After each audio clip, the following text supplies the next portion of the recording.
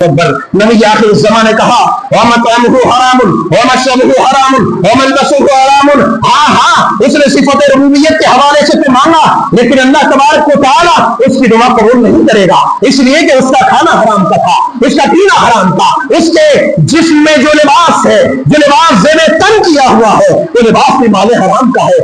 اللہ اکبر. فَأَنَّىٰ يُسْتَجَابُ لِذَٰلِكَ. پھر ایسے آدمی کی دعا اللہ کیوں قبول کرے گا؟ اے ایمان والو، ذرا مجھے بتاؤ، کوئی آدمی سفر میں ہوتا ہے، اللہ تبارک و تعالیٰ مسافر کی پراگندگی کو دیکھ کر کے، اللہ اس کے اس اجلی حالت کو دیکھ کر کے، سفر کی صحبت اور پریشانیوں کو دیکھ کر اللہ اس کی دعا کو قبول فرماتا ہے.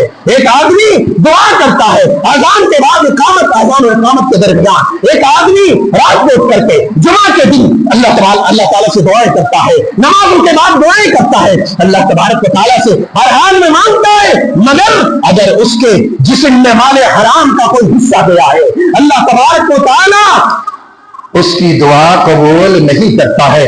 یہ اتنا خطرناک ہے، اتنا خطرناک ہے اللہ والوں. لہذا ہمیں ضرورت اس بات کی ہے کہ ہم اپنے ایمان اور عقیدے کے اصلاح کے ساتھ ساتھ سب سے پہلے جس چیز پر ہمیں فوکس کرنا ہے وہ رزق حلال، مال حلال. اگر ہم نے مال حرام اپنے حلق سے نیچے اتارا تو پھر ہماری تباہی، ہماری نسلوں کی تباہی، بربادی، بے حیائی، اس سے کوئی روک نہیں سکتا.